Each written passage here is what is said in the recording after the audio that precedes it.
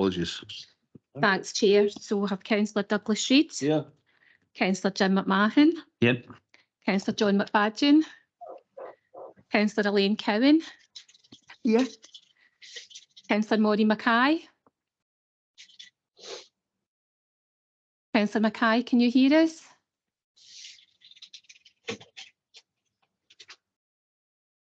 Come back to Councillor Mackay. Councillor Ian Linton. Councillor Graham Barton. Yep. Councillor Barry Douglas. Here. Councillor Neil Ingram. Yep. Councillor Claire Maitland. Here. Councillor Drew Filson. And do we have Harriet Johnston? Here. I have an apology from Babs Mowat. Alan Vint. Yeah, here, thanks. Norman Watt. Here. Jackie Livingston. I'm here. Councillor Mackay, can I just check, can you hear us in the chambers this morning? We'll just maybe ask IT if they can maybe just check with Councillor Mackay that she can hear us okay. We can see her name up, but Paul's just going to check that she can hear. Thanks, Chair. Chair, sorry, through you as well, just to support the process, could maybe ask all members and colleagues participating remotely just to ensure best practice that the mic's off. I think it was clear there while Christine was taking the roll call, somebody wasn't complying and sounded like they were using the shredder without using the shredder. So I hope that's not my phone, I'm in trouble. So if you could just remember the basics and keep the mic off. Good morning, Councillor Mackay. We knew you were there, but thanks for the confirmation. Good morning. Thank you. And if everyone else could just keep their mics off. Thanks, folks. Morning. Well, that's us all here. That's good. Okay. Is there any declarations of interest? Is there anything obvious for today? I don't think so. No. We'll go straight on then to item 2, which is early learning and childcare, statutory consultation and plan, and hand it over to Linda. Thank you, Chair. Through you, I'm going to ask Janie Allen to present this paper, please. Thanks, Chair. Right. Thank you, Chair. Good morning, members. This report advises Cabinet of the progress to date in delivering the policy commitment to deliver 1140 hours of funded early learning and childcare for 3 and 4-year-olds and eligible 2-year-olds. The findings of the 2022 statutory early learning and childcare consultation, the priorities for the early learning and childcare plan for 2022 to 24, and the proposal to increase the hourly rate for community childminders. The recommendations are set out in paragraph 2, 3 are for noting, and recommendation 4 seeks approval to increase the hourly rate for community childminders from £4.75 per hour to £5 per hour. Paragraphs 3 to 5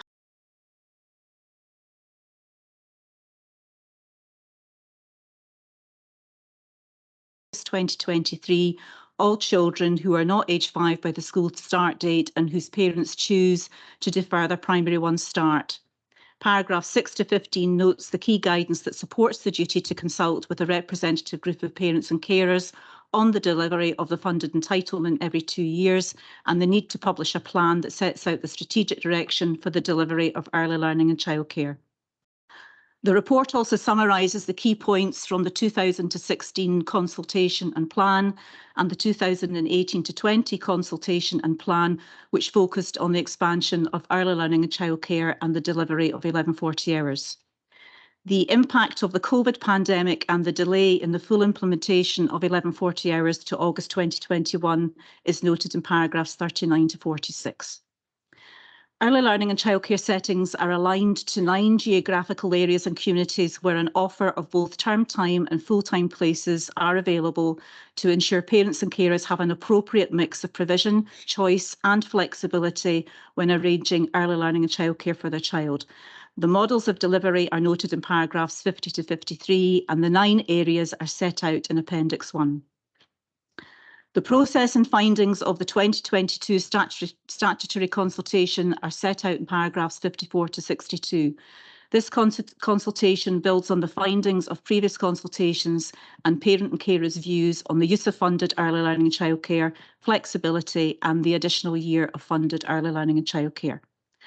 The survey was issued to just over 2,000 parents and carers through the Seamus Group text facility on the 31st of May last year and included a link to a smart survey which was available via the Council's social media platforms until the end of June 2022.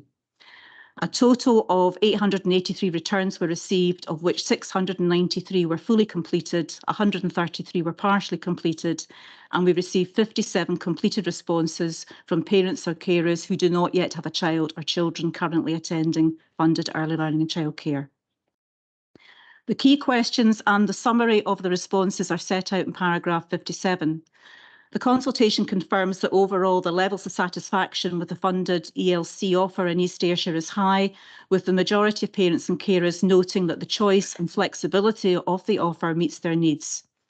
However, as the number of applications for funded places and preferred pattern of hours varies year on year, there will be an ongoing need to review and adapt models of the 1140-hour delivery, if required, within the financial and early learning childcare workforce resources available.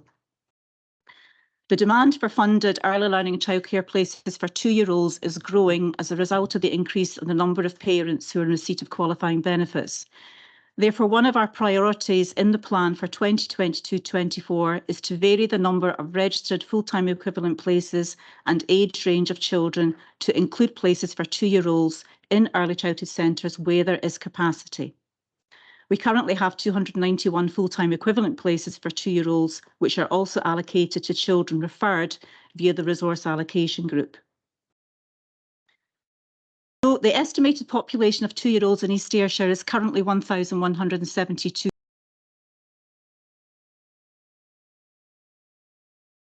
% of the estimated 2-year-old population is eligible, so that gives us 445 children who are eligible. We know that at the moment we have 256 eligible 2-year-olds accessing a place up until December, and we currently have 22 new applications this month for eligible 2-year-olds. So that will take us up to 62% of the estimated population accessing a place.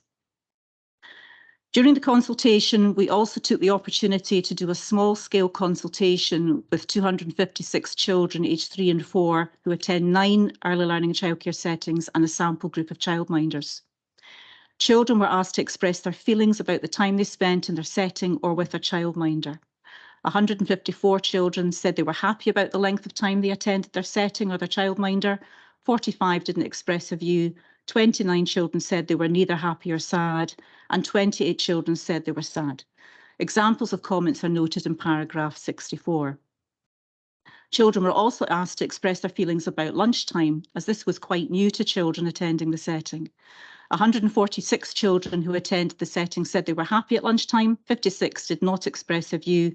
21 children said they were neither happy nor sad, and 34 children said they were sad. Examples of comments are noted in paragraph 65. And I think it's important to note that the feelings expressed by children have been fed back to the settings so they can address the needs and views expressed by those children. During April and May of last year, the Scottish Government appointed independent researchers called Progressive Partnership to undertake a national survey of parents on their views and use of funded early learning childcare in Scotland.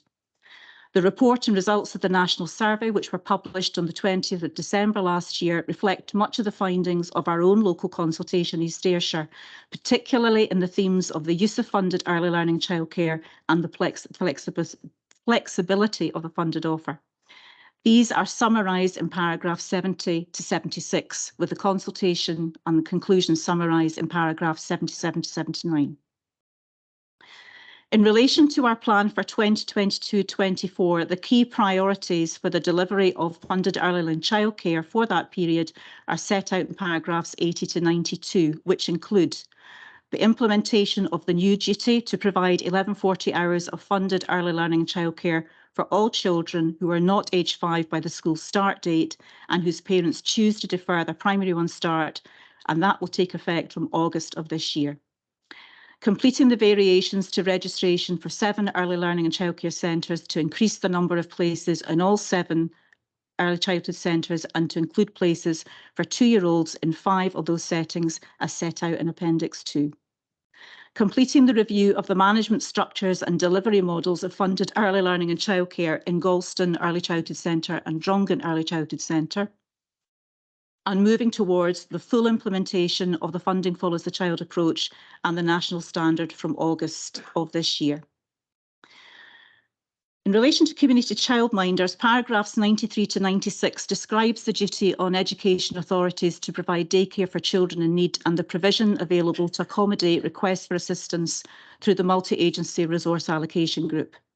There are 5 of our own early childhood centres that provide a total of 45 full-time equivalent places for children aged 0 to 2 and 30 community childminders who care for children who are referred via request for assistance through the multi-agency resource allocation group. Community childminders are registered childminders who have had an additional assessment and training to provide daycare for children who have been assessed as being in need under the 1995 Act. Each community childminder has a service level agreement in place and are paid an hourly rate of £4.75.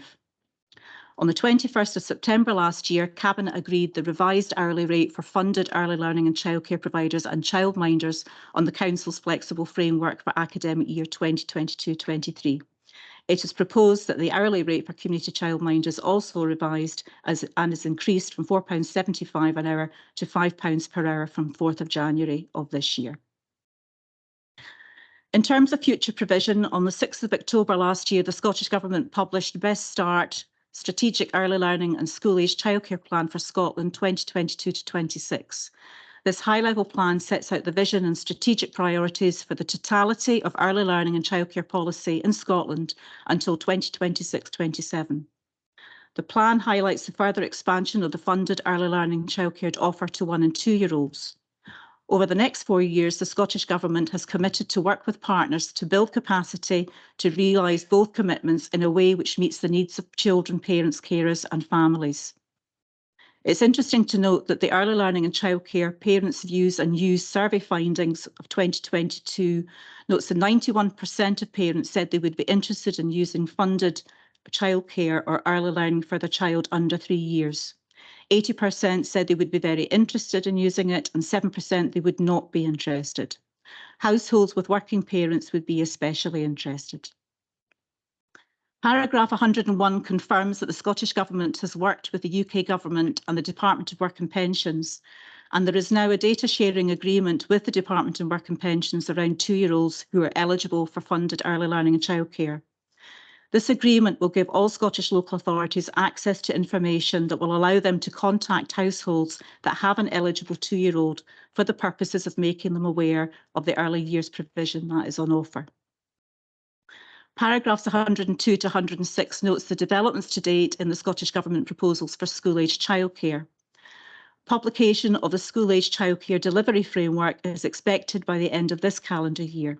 This will set out the approach and principles that will apply to designing and building a system of school-aged childcare over the next 4 years, targeted to support the families at greatest risk of poverty. Paragraphs 107 to 114 sets out the human resource, financial and legal implications. And please note there is a typing error at paragraph 112, which should read, Part 6 of the Children and Young People Scotland Act 2014 places a duty on local authorities to provide 1140 hours as opposed to 1400 hours of childcare, which we are not delivering. To 117 and highlight the point that the number of parents choosing to access an additional year of funded early learning and childcare in the current academic year is unknown at the current time, but this information should be available by the end of February. This information, along with the collated details of returning eligible 2-year-olds and 3-year-olds, will identify those settings which may have fewer places to allocate for new applications when the application process for funded early learning and childcare opens in March of this year. That concludes the report, Chair, and happy to take any questions. Thanks, Jenny. Any questions? Good report, quite encouraging. Some of the work and support we're giving to families there, that's very good. Any questions there, Drew? Page 19, third paragraph down, Dumelton ECC, new modular building. Do we have a date for, I see the Harris fencing coming down now, Jenny, do we have a date for opening after the long delay. Through you, Chair, it is anticipated that handover will be on the 30th of January of this year. I'm saying anticipated because I'm hoping that will be the case. And thereafter, once that has happened, we will be seeking final registration with the Care Inspectorate to allow us to confirm a date for the move from the current building to the new building. That's great. Thank you very much. True. Anyone else? Okay, can we agree the recommendations? Okay, thanks for that. Item 3 now, the King's coronation. Amanda. Thanks, Chair. Morning, members. The purpose of this report is to seek approval from Cabinet to mark the celebration of King Charles III's coronation, which is taking place on Saturday the 6th of May by granting an additional public holiday for 2023 only. The background is laid out in paragraphs 3 through to 5, noting that government announced an additional bank public holiday to mark the King's coronation in paragraph 3. Paragraph 4, noting that Scotland national holidays are a devolved matter, but Scottish Government is urging that as many people as possible are granted the holiday. The current position is laid out in paragraph 6 through to 8, noting that paragraph 6 details the guidance that we've had previously from COSLA. Paragraph 7, again reiterating that it's for local councils to determine the public holidays. And in paragraph 8, noting that part-time workers should not be treated less favourably than full-time workers. We are noting that given the 2 additional public holidays last year and given the pro rata some employees, they did not get the benefit. So we're therefore asking that this time every employee gets the benefit of the 1 day. Proposals are in paragraphs 9 through to 12, where we're asking Council to award the additional public holiday on May the 8th for all employees, including our education establishments, to mark the King's coronation. And I would just note there that Scottish Government we have requested an additional non-teaching day and they have granted this. Paragraph 10 notes that the additional day will be for all employees and is in line with our colleagues in North and South Ayrshire. And Appendix 1 details the updated proposed public holidays and the updated school holiday arrangements. Paragraph 15 notes that we've consulted with trade union colleagues who are in agreement with the proposals. And in paragraph 18, we detail the financial implications, which is approximately 65,000 based on the cover for essential services covering 7 days a week, and the recommendations are in paragraph 2, and happy to take any questions. So, Claire. Thank you, Leader. Just want to say how pleased I am to see about the part-timers, especially as it's mostly women, are going to get a pro-rata holiday. So thanks very much, Amanda. Great paper. Anyone else? Okay, we'll look forward to another holiday. That's as we always do. Okay, can we agree the paper? Those recommendations. Okay, thanks. Okay, the next item is the revenue budget update. Joe. Thank you, Chair. Good morning, members. The report provides an update on the financial settlement received from the Scottish Government in December, as well as detailing the proposed expenditure reduction options to close the £8 million budget gap. And the report also seeks approval to proceed to public engagement for 2 weeks from today. Given the briefings that have already taken place, members will be aware that the resource spending review published by the Scottish Government in May last year set out plans for multi-year financial settlements to local government, and that these were, in the main, likely to be flat cash, which was particularly concerning given the high rate of inflation that currently exists. Using the detail in the resource spending review and supported by the work of colleagues in Finance and ICT, it was estimated that the cumulative budget gap for the Council for the years through to 2026-27 would be £39 million. And specific details of this and the areas where we would focus plans to close this gap were published in the medium-term financial strategy presented and approved by Council in October last year. The budget gap for 2023-24 was estimated at £8 million, and allocations of the £8 million were made to services some months ago to allow sufficient time for heads of service and budget holders to identify local service-based options to close the gap. It must be stressed that this exercise took considerable time. It was complex and challenging, and while this could be excused as normally the case, The difficulty and challenges experienced by services were compounded further by the impact of the pandemic on service budgets, as well as the increasing stresses on budgets, where we see rising demand for council services and the need to support communities and businesses deal with the cost of living crisis. And the Scottish Government has acknowledged that councils will need to take some difficult decisions in order to balance their budgets for 2023-24. Paragraph 8 sets out the detail around the settlement, noting that once commitments are taken into account, there is around £71 million increase in funding across Scotland. This equates to around £1.7 million for East Ayrshire, which is unallocated at this time, and proposals to use this funding will be discussed with members and brought to Council in February as part of the budget setting report. Paragraph 13 details a material change to non-domestic rates valuations relating to council properties such as schools, depots and the like. Rates revaluations are calculated by the assessor, and the finance circular changes the council's ability to appeal a revaluation of a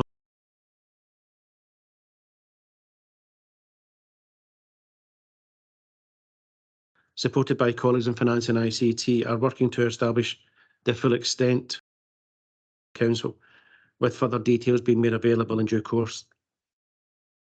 The proposed expenditure reduction measures begin at paragraph 14 and detail the application of the £8 million across services, and also by the themes that were contained and approved in the medium-term financial strategy. It shows slightly over £4 million being allocated to services and a further £4 million allocated in total to the East Ayrshire Integration Joint Board and East Ayrshire Leisure Trust. Appendix 1 contains the options for services for members to review. The report seeks Cabinet approval to proceed to 2 weeks of budget engagement, with the Council's engagement process launched, and where we will see meetings held with specific groups to inform and seek comments on the options that we need to take to balance the budget.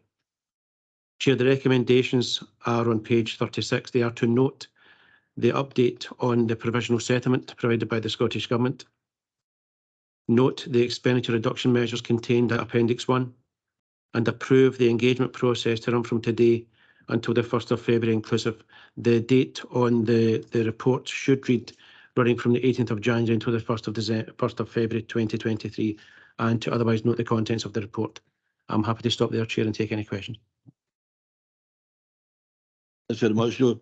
And maybe just to mention in terms of my consular role, I wrote to the First Minister, almost all 31 other leaders, to the First Minister, outlining our concern about we needed additional funding, and we also wrote to have an urgent meeting with the Deputy First Minister in that context as well. And just to say, I'll update members if we had some success with a similar strategy last year, and hopefully we can get some success as well this year. And I'll update members as soon as I get any news, because it's a really tight settlement, to say the least. Members, Ian. Thanks, Dougie. I mean, thank you, Joe, for bringing this. This is the start of the budget setting process, which will end at full council on the 23rd of February. Obviously, we heard from the newest Chancellor of the Exchequer there'll be a slight rise in funding this year, but that then is set against substantial cuts over the years coming after that to try and take control of the balances of finances again. So it's really important we get this right this year, because obviously what's coming in the future is considerably worse than what we're facing this year. Thanks, Ian. That's absolutely 100%. Maureen. Thank you very much. It's just a technical issue, and it's with reference to the appendix, Joe. Could you just give us some clarity, please, on points? I think it's 1 and 2, and it's under a heading of education, and it's it's education secondary schools, reduce core secondary staff, the additional comment, and also education all sectors, revise allocation of staffing resources across all sectors, and what's in the additional comments, please. Thank you. Through you, Chair, I'm conscious that the Chief Education Officer is also on screen at the moment, but in terms of the 2 points, they relate to, the first one relates to high schools, and it's a a change to the staffing formula linked to the pupil-teacher ratio. Second option is a reallocation of staffing resources. The additional comments confirmed yesterday by the colleagues that comment is correct. It's about removing additionality. So the core is there, but over the years there's been additionality provided on a temporary basis, one-off basis by the Chief Education Officer, and the proposal here would be to remove that additionality. But I'm very conscious, as I said, Chair, that the Chief Education Officer is also on. Do you want to comment at all? Through you, Chair, happy to provide any further clarity than that provided by Joe. So the first saving alluded to there is the change to the secondary staffing formula to release FTE, and the second saving is absolutely around previous additionality. Thanks, Linda. Okay, any other comment, Drew? Thanks, Chair. I'd just like to thank Joe for taking the time to speak to all the independent councillors. And I've got a wee question here in the appendix, page 43, column 24. ARA has provided plough attachments to New Greener community fleet, increased usage of brine. What's brine? Is it? Very conscious that the ice is creaking under my feet here. I would suppose it's an alternative to salt that's going down in the road, but I'll certainly check that out, get that query passed on to colleagues. Thank you very much. Maybe one of the advantages of being linked to an authority with a coast. Yeah, we don't have salt water in Lochdown, unfortunately. That's right. Anybody else? Yes.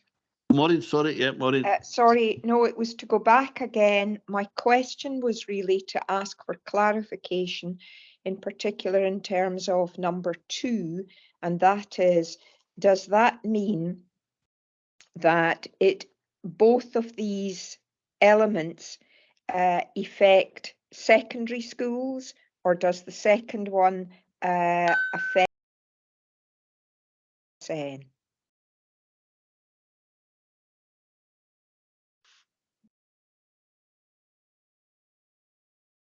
Through you, Leader. Apologies, colleagues. I'm not sure if I'm coming through.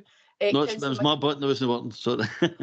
Apologies, Leader. Through you, Councillor Mackay, I can confirm that the second saving is only around about primary and ASN, because clearly in one we are reducing the formula for secondary, so it has the saving 2 has no impact on secondary. Thanks, Linda.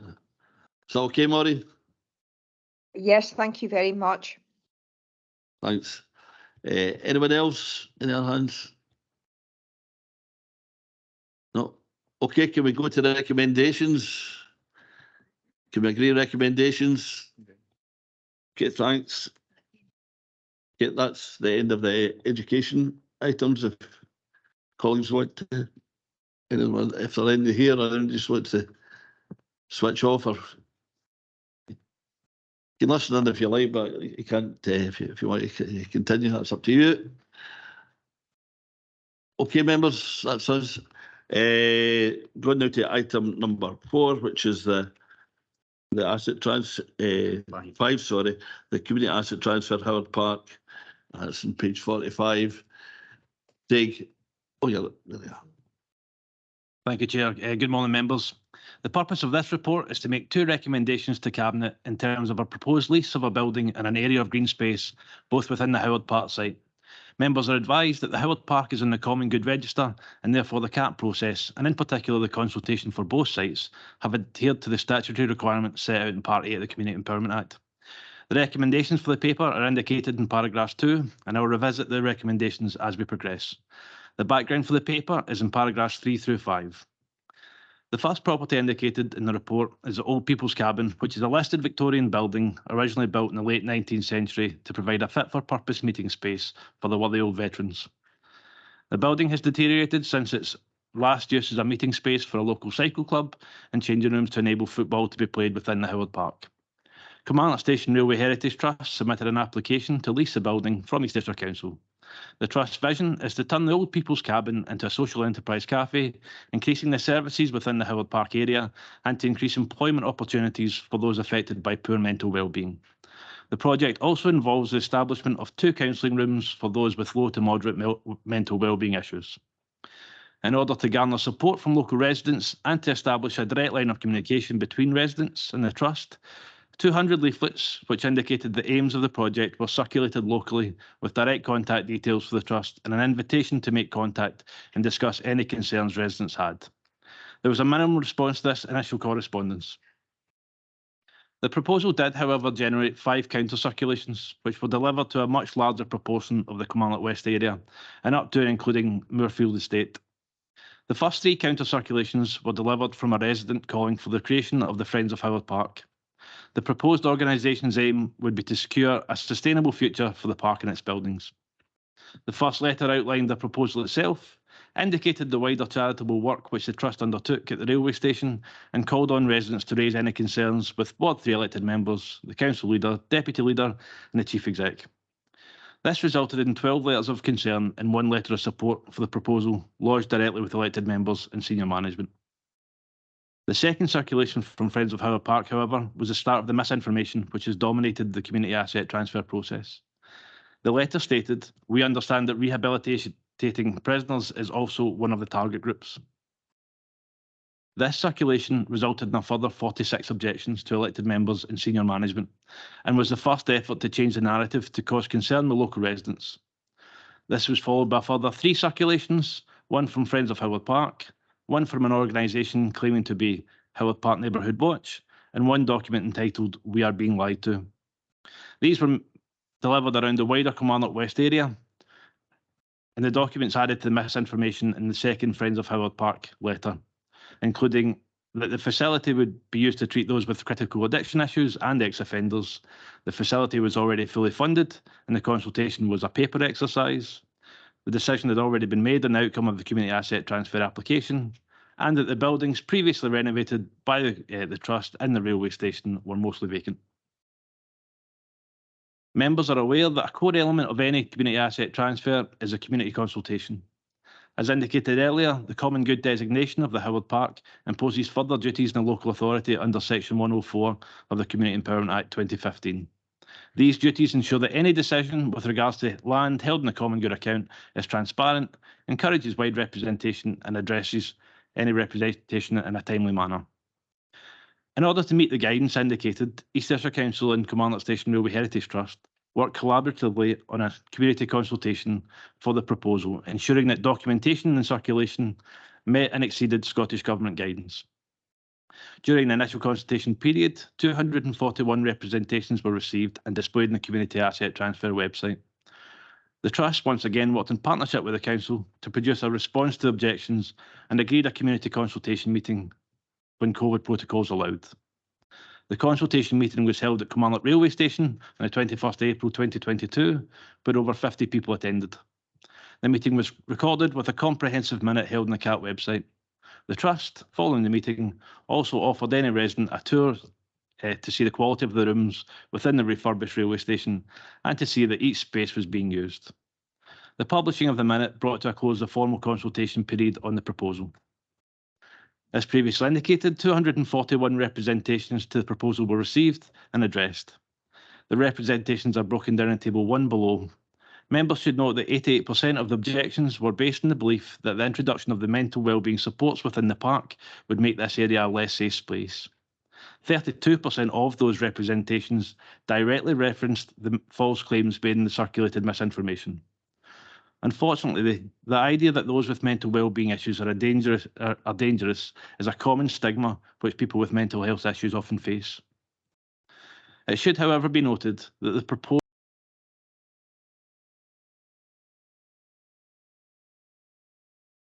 good mental health. Supports proposed, such as mindfulness, yoga, and Qigong, can be undertaken by anyone to prevent stress and anxiety. Furthermore, the counselling and cognitive behavioural therapy services proposed at the site are also an early intervention for a large number of our residents.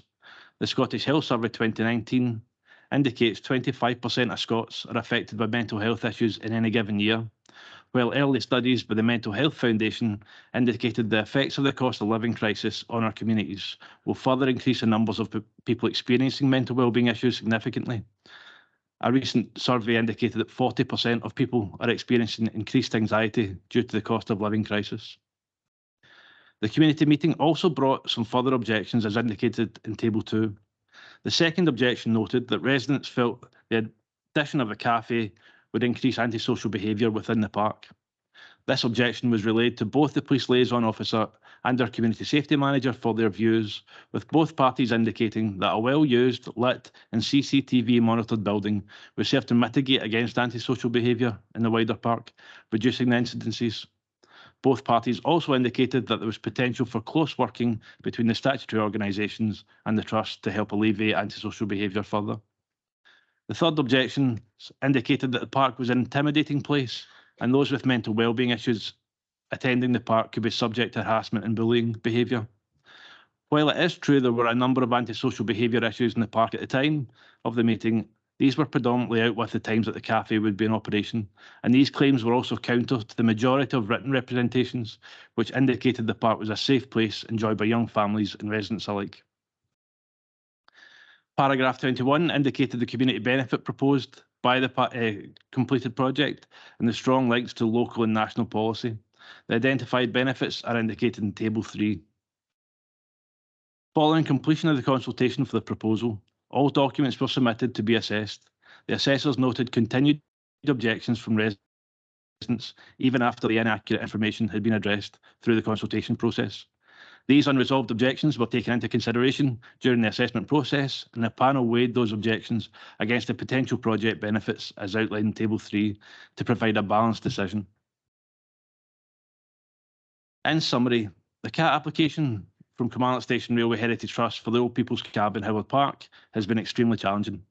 Motivated individuals and/or groups have worked extremely hard to distribute misinformation to the residents of Kilmarnock West and surrounding localities, which has caused fear and concern with residents, as evidenced by the representations and by the communication received, both written and in person, by Ward 3 elected members and senior management.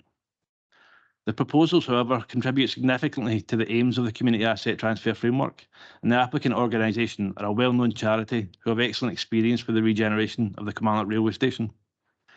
Having considered the totality of the information, it is recommended that Cabinet approve a 25-year lease of the Old People's Cabin, Howard Park, and confirmation that all funds for their renovation are confirmed. Furthermore, it is recommended for Cabinet to agree to Vibrant Communities facilitating continued dialogue and sounding board opportunities between both the Trust and the local residents, with the aim to encourage better understanding of the project and keep the geographical community briefed in terms of progression. The second application relates to an area of open green space within the site which housed the former Howard Park Bowling Club, as indicated in Appendix 1. An application has been received for Kilmarnock Tennis Club with a proposal to convert the site into 2 all-weather tennis courts and a paddle court. Utilising smart technology, the facilities will be easily bookable to any interested party, will increase the sporting infrastructure within the town centre and allow the club to increase its members and the amount of recreational tennis with more courts available locally. Indicative costs of the work are, at present, 0.2 million. The legal implications are indicated in paragraphs 30 and 31. Financial implications are indicated in paragraphs 32 and 33, with members asked to take note that each recommendation comes with a rent-free period to allow the organisation to deliver their project and develop their activities. The quality impact assessment has been carried out with indication that the paper will have a potential positive impact on access to services, and in particular, early intervention and prevention services for individuals who are experiencing mental wellbeing issues. That concludes the report, Chair. Happy to take any questions. Thanks very much, Craig. This is certainly for the local member. This has been quite a bit of a saga and challenging, as you say, Craig. And I spent a bit of time looking at the merits myself. But before going into look at the merits, just a couple of points I'd maybe like to ask in terms of clarification. In terms of the 25-year lease, what are the kind of grounds? We're having a number of reassurances here in terms of from the organisation. What's the kind of opt-out clauses? That we, in terms of behaviours and if it's not doing as as suggested or proposed here, what call as the council to terminate that lease? Thank you, Chair. As indicated, the solicitor of the council can put any additional requirements in terms of the lease. As part of the consultation process, one suggestion from a resident was to indicate a specific clause in the lease that would default to the organisation if they chose to change the use of the mental wellbeing rooms at the rear of the facility. The charity have, from the outset, indicated that this is about a mental wellbeing supports, and they are comfortable with any addition that we put onto the lease to make sure that they adhere to that. Again, Chair, I appreciate through the consultation process that we've had a number of objections based on the idea that facilities for ex-offenders are those with critical addictions. That is not the purpose, and the Trust are very clear that if we choose to put those stipulations into the lease, they will agree to them. I maybe jumping the gun there, but I just thought to say at the outset, what we could do. David, do you want to comment? Yeah, I mean, in terms of standard drafting of a lease, we have to have regard to not trying to import unfair or unreasonable terms on anybody, but standard terms are recognised to cover usage. So a standard term would be inserted to ensure that you can always require peaceful possession by tenants, same as we do in our individual council houses. So if that peaceful possession doesn't materialise, if there is antisocial behaviour, even just take the example of a tenant in a house, then the provision would be the same, that if it's not peaceful possession, if there's disturbance, etc., then that would put them in breach of the missives of let, and recurring or material breach would in itself allow termination of a lease in the most extreme cases if it couldn't be turned around. And similarly, the lease could be made clear that the lease is for the purposes as agreed at the outset, and if there's any alteration or expansion to the usage, that would require further agreement, and that would future-proof it, that everyone's clear what the approved use is for the purposes of the lease. And again, if it's a term of the lease that you have it for certain purposes, then any use that goes beyond those purposes would constitute a breach. And again, if it's recurring and significant, you could terminate the lease. So it's not about important new and specific terms. It's simply about applying the standard terms that relate to requiring tenants to enjoy peaceful possession and not to cause disturbance, and also to make it clear the lease is for certain purposes, which is the agreed purposes at the start of the transfer. You can put in some flexibility, but we can also put in that control to avoid creep, if you like, over time, such as any amendment or additional use or change of use requires the landlord's permission in the future, and that's simply how you would deal with that. Thanks. If we're minded, I would suggest we go down. Well, I would before we determine it, but if that's the road we go down, I would certainly want to see that kind of reassurances that way. The other point I wanted to ask in terms of the tennis club, if we leave, I've not been privy to the negotiations there. It seems on the surface a good use of that. It's sad to see the old bowling green lying abandoned, so it's good to see the tennis club taking up that bit of space. Just wondering, I'm just concerned about the building. Was that offered as an option, or is there any other alternatives coming in? Because the last thing I want to see, it's a nice building, but as it longer it lies dilapidated, the more dilapidated it gets. Craig, maybe comment on that. Thank you, Chair. Yes, the whole site was discussed with Kilmarnock Tennis Club from the outset. The organisation themselves obviously currently have possession of a site just off London Road with a club itself. The idea of the smart technology means that it will be an unmanned facility which will be able to be used much more flexibly than their current site. So they felt there wasn't as much of a need for the bowling club building. While that's the case, the bowling club building has had a number of interested parties in it, one of which is the Kilmarnock Station Railway Heritage Trust, who are looking at arts and crafts activities within that site. At present, that's been paused because we wanted to make sure that we got through the end of this process before we consulted extensively on that. But there is certainly other interest in that building, and we will look to asset transfer it in the relatively near future. Okay, thanks for that. That's helpful, Craig. I'll open it out now, just if anyone wants to make comment. Elaine. Thank you, Chair. I think if there's one thing we're blessed with in Kilmarnock, it's the quality of our public parks. I'm a regular user of Howard Park, and it is sad to see both these buildings and facilities lying empty and derelict. So I welcome this community asset transfer. Certainly the Victorians knew what they were doing with our well-being and our health when they gifted these facilities to the town. So it's very encouraging that we've got two community groups here looking to breathe life back into both these facilities and the park. And I'm also very encouraged by recommendation 2 that vibrant communities are going to facilitate continual dialogue with the community on this project. Thank you. Thanks, Elaine. Anyone else? Claire? I'd actually like to just reiterate what Elaine said. I use the park myself daily. My neighbours use it daily. But I would just like to point out, I was never approached. No circular ever came near me or my neighbours and asked recently. So it actually went by us all completely. And there was 3 of us talking about this just yesterday.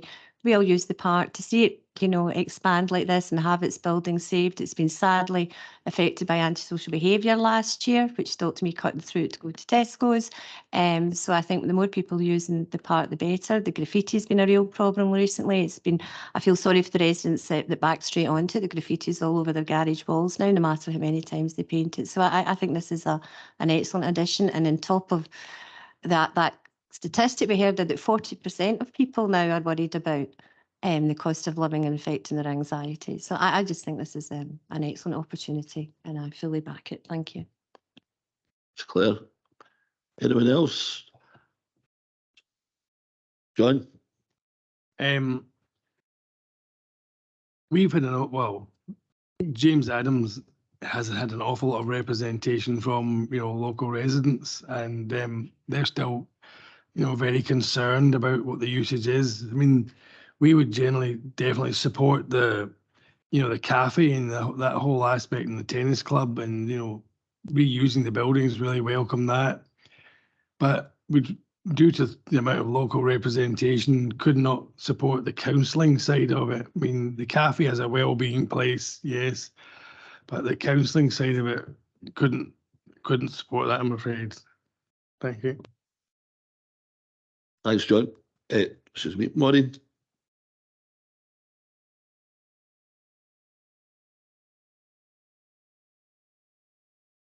You there, Maureen?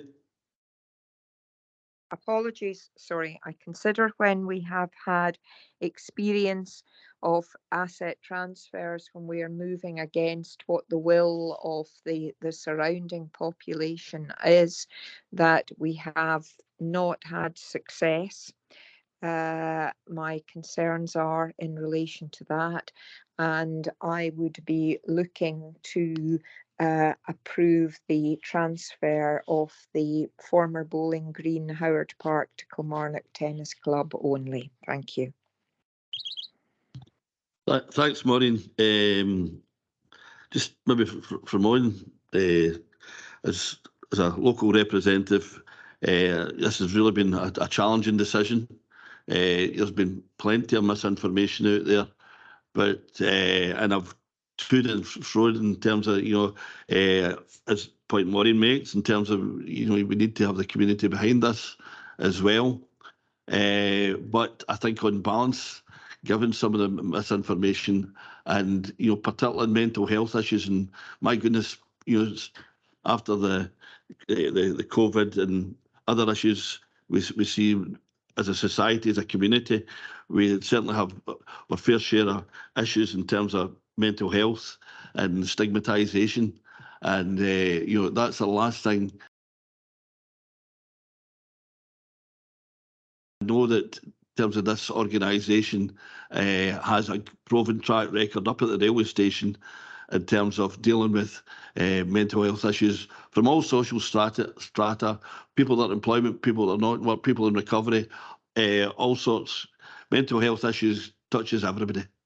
And for that reason, I would, given some of the support in terms of what the reassurance that we've got with low to moderate, I think that's quoted here, and I would like to see that enshrined in the lease to give us some comfort, as David said, as it is presented in the paper today. And any alteration or flex, although we have a small amount of flexibility, but any significant flexibility that the organisation would have to come back to us.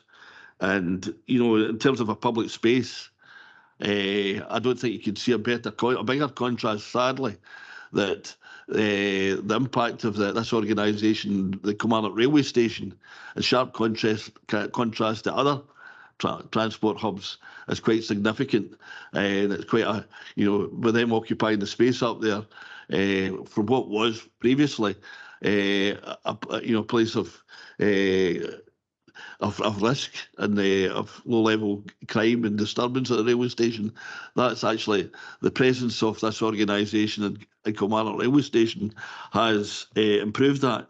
Saying that, as some of the comments before, the Howard Park's very precious resource to the people of Kilmarnock. I use it with my family as well, and you know, we're custodians of that park, and I take that on that role as very with significant responsibility, and I think we have a responsibility to look after others, you know, and what better use of that building than to help people struggling with mental health just now. If we can do anything to encourage any other organisations along that track, I think we're doing well as a council to encourage that. So for all I can see, there's some issues here and some anxiety that had been stirred up about the park, that people felt that big connection to. I think if I'm absolutely honest with myself and my own conscience, I think what we're doing here is the right thing to do, and that's on balance. I'll be supporting the park. Claire, and then Ian. Not quite got this into my words yet, but this is important that I say this. There is not a family in this country that isn't affected by either addictions or mental health. And the ultimate price paid for poor mental health is suicide. And in my own family, I have experienced this. And I've also experienced addictions in my own family. And I've also myself gone to counselling. And to take the counselling aspect out of this service that we were offering, it dilutes it far too much. And I would like to say this council fully supports helping people with mental health issues and helping people with suicidal thoughts. As we know, we lost our own members of staff. The backs of our vans are, it's good to talk, it's talk to us, we want to talk to you. So I think it's fully in keeping with the principles of this council that we carry on with the counselling and everything that's offered within this service. And I too am a resident. Thank you. Thanks, Claire. Ian. Thanks, Dougie. I mean, it's been a really interesting conversation we've had on this subject this morning. I think I should begin by acknowledging the excellent work carried out at the Railway Heritage Trust, having toured the train station along with other elected members fairly recently. It was good to go down into the lower level and see the bakery and the counselling rooms that are used for one-on-one counselling. All these services are already in place up at the train station. Indeed, in my role as the chair of the Grants Committee, I've seen the committee award substantial amounts of money that's going towards to help with the refurbishment of the train station, and I absolutely welcome the excellent work they do. However, since the Howard Park site was first proposed, I have been uncertain as to the choice of this location, and I have to say my concerns still remain. So I feel, well, I'm happy to support the tennis club moving in. I feel still, like yourself, Dougie, strongly that the concerns I personally have on this site as being appropriate are not been answered this morning, so I can't support the Railway Heritage application. Right, thanks, Ian. Jim. Thanks, Chair. Just for clarification for myself, a couple of questions to John and Maureen, if you wouldn't mind. John, did you speak on behalf of your whole group? Did you say it was the group? Yes, I am speaking on behalf of the group, to be honest. Yes. Okay. Maureen, a similar question to yourself.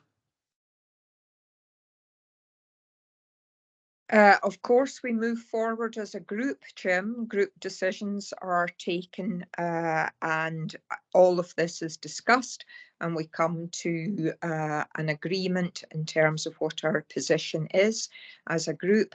I would hate if this morning that any conclusions are drawn, that there is any lack of support or any lack of understanding for mental health issues, or any lack of support for the work that the Railway Heritage Trust has done, because that quite simply would be a misinterpretation and a misrepresentation of what my position is and what the position of my group was.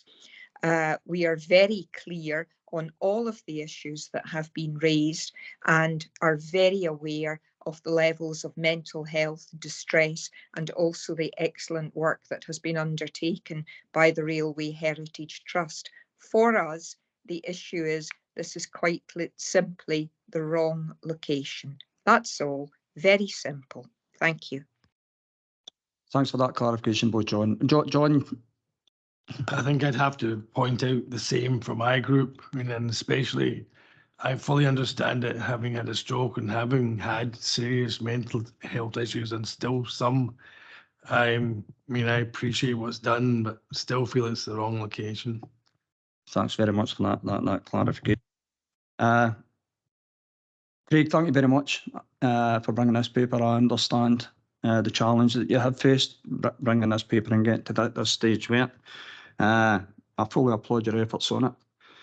I'll make comparison with this proposal to a community centre Mainward, where they applied for funding to extend their community centre to deal with mental health issues, and it was embraced by the communities. So we're looking at two different communities here and how they look upon, I think, the issues run about me for mental health. And understand, Maureen, when you said that you support the tennis club and the cafe, but no, you could not support the wellbeing side of it. I think it's, in my personal opinion, and taking into considerations that GPs are now prescribing walks for mental health and located in about a perfect part. And to me, it's the perfect location to deal with the expansion of mental health issues within East Ayrshire.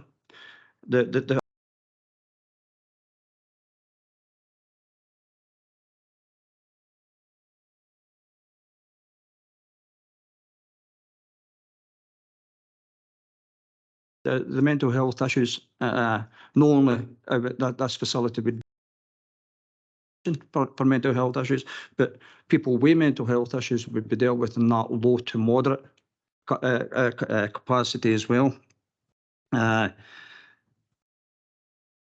For me, as the spokesperson for mental health, I think it's the perfect location.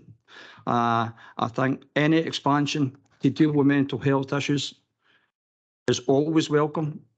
I know the challenges, Craig, I'm going to go back to them around about misinformation. It's always difficult to deal with misinformation once that message is out there. However, I think the validity that you show in the paper that they've been dealt with, I have no concerns whatsoever that this is not the right way forward. I need one point of clarification. It was on something that Maureen had said, Craig, that I know this is probably, is it 63rd asset transfer, but where she said, Maureen had said, where the will of the surrounding people, the population had not been for it, there had not been much success. As far as I'm led to believe, we've only had one that came back and it's went back out again, but all the asset transfers historically have still, they are all still out there in the hands of the public groups. Through you, Chair. I would guess what we're referencing is the Gatehead Community Centre. So there was a challenging set of circumstances where a group with protected characteristics made an asset transfer originally for that building when it was surplus requirements. There was a transition thereafter between the original organisation and a charitable organisation locally. So there was a relative handover to that building. There was absolutely some challenging discussions around about that. There's a lot of work from vibrant communities within Gatehead to try and get a more understanding community in terms of the needs of both the locality and the church group who took the facility. So I recognise the challenges with that particular instance. Personally, I don't believe these are the same challenges, given that the information, as we indicated, the mass representation is based on the misinformation that was circulated. However, I do appreciate those comments. Thanks for that, Craig. Yeah, sorry, just to add, I think I would suggest members and encourage members to focus their consideration on the merits of the application in front of you, because it is each one in its own merits. Craig's quite right in his narration, and just to remind that when the first decision was taken in relation to Gatehead, there were no competing applications. There was one application from the group referred to, and it was dealt with as it had to be dealt with in its merits. In that situation, it was more the grant of that lease that actually then occasioned the development of a greater amount of community opposition and antipathy, and then competing interest.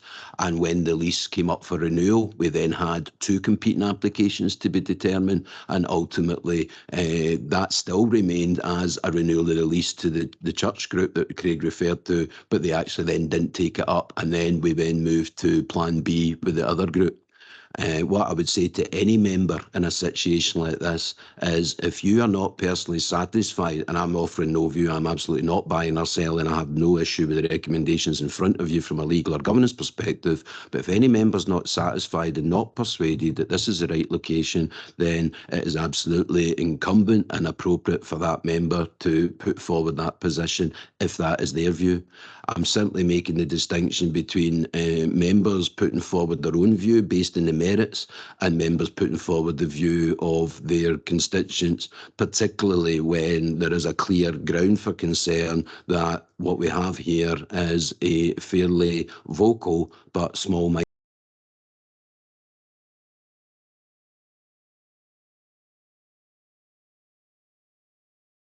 the people in your wards, rather than just those who, whether or not through ignorance, whether or not because they've bought misinformation and accepted it, or whether or not because they're vehemently opposed. So don't put forward constituents' views, do put forward your own views, but it is perfectly legitimate for any member who doesn't believe it's the right location to vote accordingly, because I don't think it's incumbent or appropriate for anyone else to tell that particular member or any particular member that they are wrong, because it's a matter of opinion, but opinion that's informed by the information in the paper. And that's the best advice I would give everyone. I may be wrong. I'm deducing from Councillor McMahon's inquiries consideration may have been given there whether there was any point in deferring this to council, and that would always be an option to get a council decision in this if Cabinet was so minded, and I just throw that in for completeness. But otherwise at the moment, clearly it's still open for debate, and we have, I think, one motion from Councillor Mackay, if I've interpreted that right, that requires a seconder, and at the moment there are no other motions or amendments before Cabinet. Well, no, before we do that, I indicated that if I didn't make that clear, I'm voting in terms of favour of recommendations with in terms of the supportive conditions in terms of the lease, that it continues to its present use, and that is low to moderate in terms of vulnerability that's mentioned in the paper. In terms of the client groups, and the council can choose to terminate like that lease accordingly. Right, Graham, and sorry, Jimmy, you didn't finish that. Yes, thanks for that, Chair. Just to come back on David's point, and to be absolutely clear, I'm no moving this in any way that it goes to full council. It's treated in the Cabinet as well. Yeah, thanks, Leader. I totally agree with everything the Deputy Leader said. What kind of message would we be sending out to people with mental health if we don't allow this CAT transfer to go through? We say, we want to help you, but just not here. Don't think that's acceptable. And I fully back the paper. Thanks, Graham. Sorry, sorry, Joe. And just in terms of our group, just to make it clear, it's a matter for individuals, as you said, and as a local member, I've gauged the strength of feeling in terms of some of the my constituents. A lot of that's been misguided and some subject to some of the misinformation, and for that, you know, we have a duty in terms of to stand up for people with mental health issues, as well as you know, that are, as I touched on earlier, within every social strata within our communities. And that's something, as you say, Graham, that this council must protect the most vulnerable as well. But understand, you know, where people in terms of their objections are coming from as well. And there's a balanced view in this. But I think as long as there are protective clauses within this, that it sticks to the plan in front of us, I'm quite happy with that, and I would be moving that. John. I think I'd have to second Councillor Mackay's proposal. I mean, I take on board what everyone said, and yes, I mean, walking for mental health is great. I do it a lot, and you know, I do see a counsellor when required. I think, though, from my point of view, I'd probably want to go somewhere a little bit more discreet with more discretion, and not to a cafe or through a cafe or in that whole environment. And from my point of view, the environment wouldn't be conducive, and that's why I, you know, support the residents' point of view. And you say, you know, should put our own point of view forward. And I mean, I can't help but that is my own point of view. You know, I mean, just I'll let Neil in because Neil's not spoken, but you know, I'll let Neil in because Neil's not spoken. Neil. Thanks very much, Dougie. I support this motion, absolutely. We need to concentrate on helping people with mental health issues. I was taken a bit aback with Councillor McFadden's suggestion that the Tory group weren't or aren't looking to support counselling in regard to that. And I'd just like to ask the question, if this site is not appropriate, then where is? The park is there for social inclusion, people coming together, meeting, spending time together. And I can't echo Jim's words that I can't see a more appropriate place to host this. Thanks. Thanks, Neil. I mean, we are looking at this site today, and that's we're concentrating that, and that's all we can look at particularly today.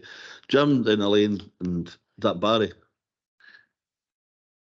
Oh, okay. I couldn't have let this pass, John, without coming back in. A more discreet place adds to the stigma in mental health when you're looking to put this away for the surface where everybody could suffer from mental health. And I'm not caring whether that's depression, whether it's social anxiety or OCD or PTSD. It doesn't matter. We need to face up to it. Somebody with a broken leg, you wouldn't shove them into a back room somewhere to get treated. These are mental health issues. And to me, any location that we can deal with mental health issues, it should always be on the agenda for us to have a look at. Thanks so much, Elaine. Thank you, Chair. I just want to add my weight to Councillor McMahon and Councillor Ingram. I'm struggling to understand what the right place would be or what the right location would be. Some of the arguments around the stigma or the fear of the counselling services it's a replay of some of the arguments we had when the addiction services were moved to the railway station, and none of those fears have been founded. So I think we are on a journey here, and I think I also accept your suggestion, Leader, about an additional recommendation point to add in any kind of other reassurances to combat any of these fears. But we have evidence that we've got these services in the town and they're being delivered, and the previous fears that were put as a counter-argument haven't came to fruition. So I'm still supportive of the process, but with the Leader's added suggestion on the recommendations. Thank you. Thanks, Elaine. Barry. Aye, thank you, Chair. I think from my point of view, why I am concerned about the location is more about the fact, A, ask half the town, they wouldn't have a clue where it is. B, if it's Kilmarnock Station Railway Heritage Trust that are running it, anybody looking for anything related to Kilmarnock Railway Station Heritage Trust are gravitating towards the station. I think it doesn't give, in terms of location, you know, people would struggle to know where it is and don't feel that pull to the railway station that they perhaps would be looking for if somebody has been guided towards it. From that point of view, I disagree. I don't think it should ever be somewhere in the background or out the way. I think there should be absolutely somewhere where people would know where it is, can easily access these services. And, you know, the point made about the station, and Elaine made it there, you're right, people did raise those concerns around the railway station. And I think, unfounded, I think the railway station is absolutely perfect location for that. It's well known, it's easily accessible. I think the Old Man's Cabin in the Howard Park is not in that location, I'm afraid. Thanks. Thanks, Barry. John? I suppose I just wanted to come back and say to Jim, in many ways, Jim, you're probably absolutely right. I mean, I don't argue with you, but there's two schools of thought, if you know what I mean. I mean, I've spoken to an awful lot of people because of my own circumstances with mental health issues, and there's a whole lot of us value the discretion because they feel the mental health issue is a bit of a stigma on themselves, and initially they do look for somewhere to go, and probably once you've accepted it and you've come out, you then go anywhere. So I mean, I'm right from one point of view and you're right from the other. There's both ways to look at it. I mean, some people feel really stigmatized, and that's why, you know, they're shy of going to very public places, you know, and that's just the opinion I've picked up from fellow people I've talked to in my journey, if you know what I mean. And I've talked to people with your opinion, and many have changed their opinion. So I think it's horses for courses, to be honest, with mental health. There's so many different ways to look at it and treat it. So I don't disagree with you. Thanks, John. You know, I mean, it's we've all got our own opinions and we've all got our own experiences here, but I think the bottom line, one of the fundamental things influencing me is just, we just do not want to be perpetuating this stigmatisation. You know, I've got I think we've got the reassurances here. You know, we've got a tried and tested organisation, and you know, with further reassurances in terms of the lease that can be terminated. I think there's we can take a great deal of comfort, and the public can take a great deal of comfort that that's there. To protect them should any other concerns manifest themselves. Claire? I'd just like to say that I actually agree with John in terms of stigma, but I've been fighting against the stigma of my own mental health for years, and I'm quite happy to talk about it now. And there was nothing discreet about my counselling. It was sitting in the Northwest Castle, sitting in the Northwest Area Centre along with other people in the corridor where everybody knew you were going for mental health counselling. If you go to Howard Park, you could be going for a walk, you could be taking your dog. I mean, again, that feeds into the stigma of it. There should be no stigma attached. You just go to counselling, and that's the way it should be. As for it being in the wrong place, I think a park's an excellent place for it. It's better in some clinical setting. And it's not that people can't find it. People that need it will be signposted to it like we signpost to other services. So, yeah, I just want to say I agree with John with the stigma, but this is one way of fighting, and I think we're perpetuating it if we're going to take an attack on counselling. Thank you. Thanks, colleagues. Well, we've had an interesting, quite a healthy debate on this subject. I think it's something that we'll probably have discussions elsewhere, judging from the reaction we've had around the table here. But just like to thank members for their contributions here, and I would certainly be moving the recommendations laid down with additional provision in terms of a clause, David, as you mentioned, in terms of the maintaining the low to moderate. Any departure from that would be in consultation with us as a landlord. Chair, I'm just looking, paragraph 31 does provide that I'll include any other conditions deemed necessary. So obviously if Cabinet were minded to approve, it would be for the purposes as set out in the paper, and that's what the lease would reflect. So I can give that assurance. We can build a wee bit more into the recommendation, but I'm just not sure it's necessary because it's our function in legal to put in the appropriate conditions. And quite clearly, the lease would be for the purposes as approved, and it would be structured quite simply that any additional facility or services would require further approval from the council in the first instance. And if it wasn't forthcoming, that would be that. So it wouldn't just creep or escalate or move unilaterally. The council would have to give agreement to any increase of the usage or change in the usage. That would be built in ordinarily anyway. Yeah, it was just my experience with the Gatehead model, just to make sure that was really up front and you know, we do state that within the terms of the recommendations. Did I see another hand up there? Okay, I'm moving that in the a second there. So just for clarification before I move the second, Chair, that you're happy what David has said, that would be covered in paragraph 32, the legal implications. Any other conditions will be included in it. I would state clearly in terms of low to moderate use that's been referred to in the paragraph we included. We'll take it, Chair. We'll amend recommendation Roman numeral 1. So it's approved. If it were minded to be approved, the Cabinet should take that decision. It's approved the lease for the purposes as set out in the paper, and we can stipulate that so it's clear. The limitation is in terms of the current proposal, and any future expansion of the usage would require additional consent or not, as the case may be. On that, I would second the leader on this one. Okay, the vote, Christie. Thanks, Chair. So just really to clarify, Councillor Mackay did come in first with the motion, so we'll take that as the motion. That was seconded by Councillor McFadden, and that's not to approve the 25-year lease of the Old People's Cabin. Then recommendation 2 would then fall, but happy to approve the lease within the former Bowling Green to the tennis club. And then we have the amendment by yourself, Councillor Reid, seconded by Councillor McFadden, to approve the recommendations, and also we'll just add in the bit about the lease as stipulated in the paper unless there's any expansion. So we'll go to the vote, and we'll take the vote by calling the roll, and if you could just answer if you're voting for the amendment or for the motion. So Councillor Reid. Amendment. Councillor McMahon. Amendment. Councillor McFadden.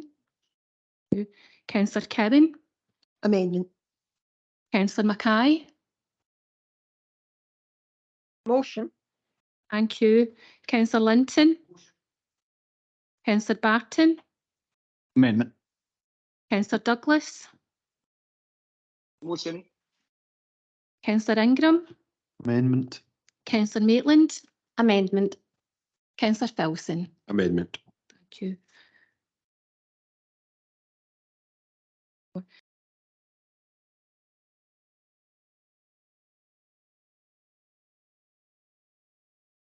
Thanks, Christine. Thanks, colleagues. Okay, going to item 6 now. Item 6, Community Wealth Building Anchor Charter Progress Report. Who's on that? David. Thanks, Chair. The purpose of this report is to advise on the progress made in East Ayrshire in relation to the Community Wealth Building Year 2 commitments as set out in the Anchor Charter. Paragraphs 3 to 11 sets out the journey that the Council has taken as an anchor institution, with integration of the 6 community wealth anchor pillars comprising procurement, fair work employment, land and assets, financial power, plural ownership of the local economy and climate action, all into our operational delivery across our services. The pledges set out in the Community Wealth Building Anchor Charter are helping to focus and direct activities, particularly in relation to regional work stream activities across procurement, fair work and land and assets. The monitoring process has also helped anchor institutions to better understand each other, their strengths and challenges, and where added value through partnership working and collaboration can take place.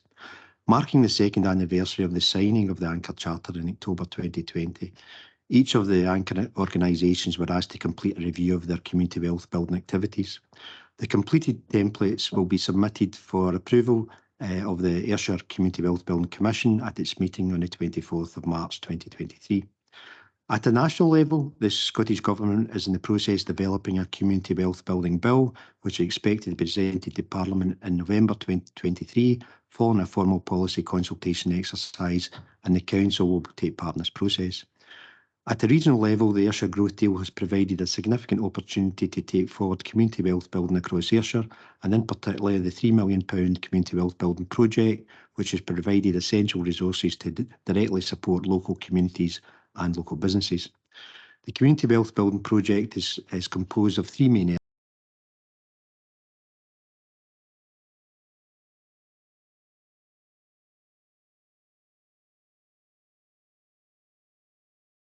I would also advise that the Ayrshire Regional Economic Partnership is coordinating the development of the new Regional Economic Strategy for Ayrshire, which will have a strategic focus on creating an inclusive wellbeing economy for Ayrshire. This strategy, which will be considered by the Ayrshire Economic Partnership later this month, will have community wealth building at its core.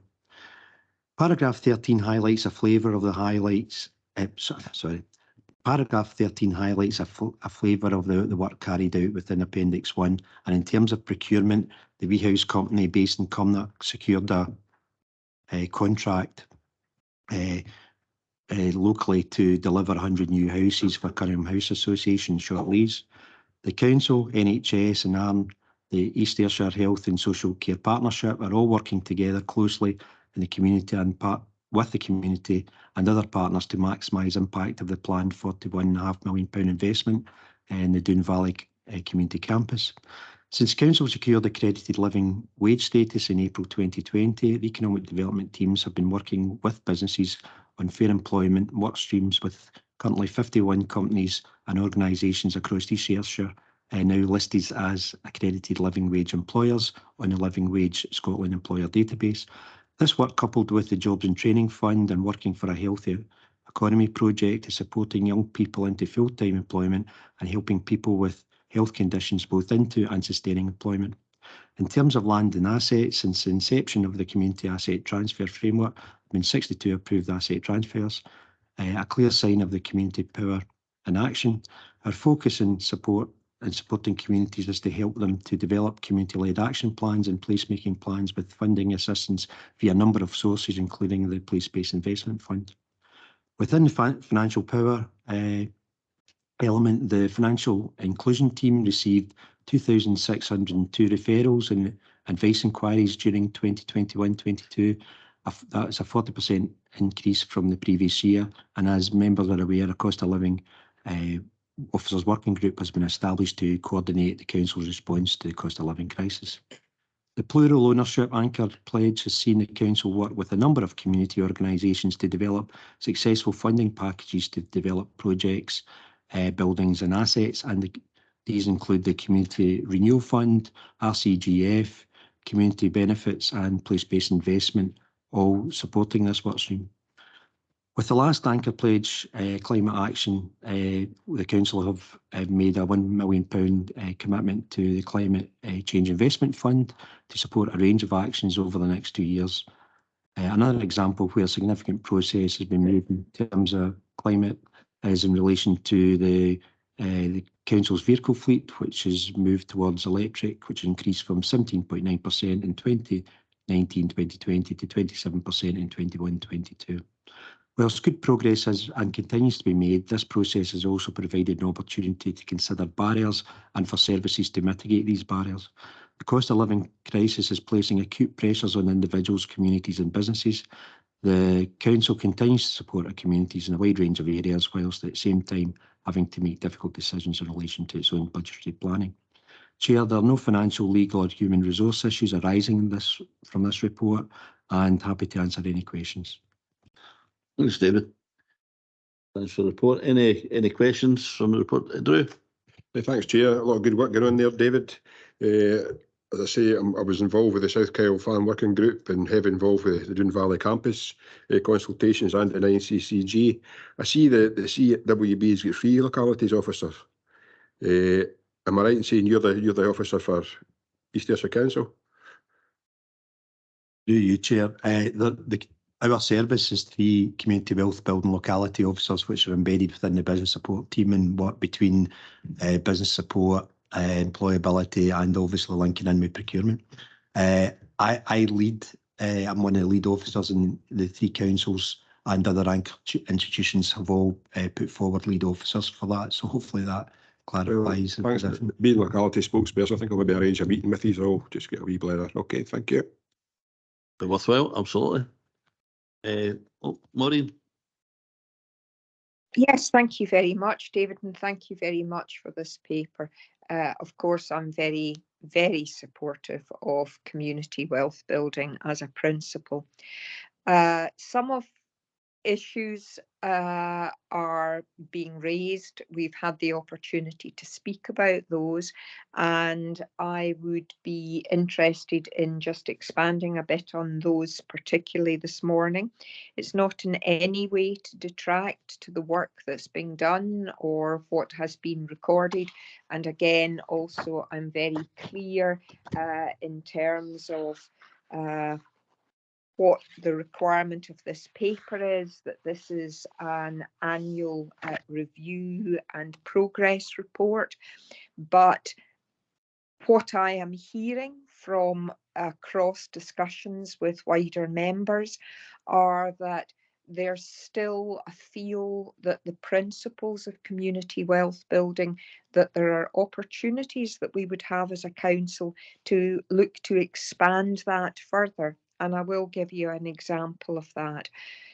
For example, in terms of our local grants and the local grants that we make, I think that's an excellent example of an opportunity where we know there is going to be funding available, where we then award that funding, where the potential exists for us to make as a condition of that funding that the priority is given to using local suppliers, and then for our again, locality officers to work with our wider business supports to ensure that what we have is we have SMEs already involved with that, and making sure that businesses are effectively ready and anticipating what opportunities will be there for them. So I would like to see that that's something that we give real consideration to as we move forward. Thanks, Maureen. David?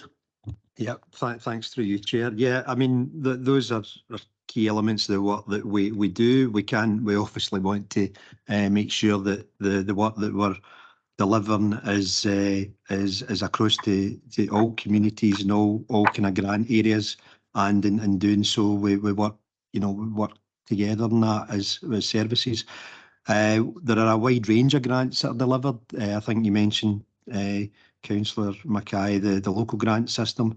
That's not one I'm actually involved in directly, but I will certainly look at that and see how if there's any work that can be taken forward. We do, just as an example, both Blair Miller and myself, we have teams that work together with the community, and as part of those grant funds for instance, place-based investment, we do work, and we have examples of where, for instance, the shopfront scheme is a good example where when those grants are awarded, they're going to local businesses to do the work.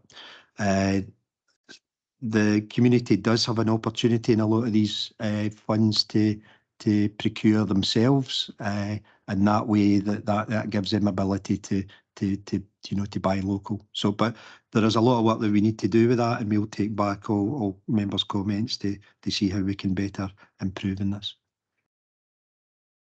Thanks, David.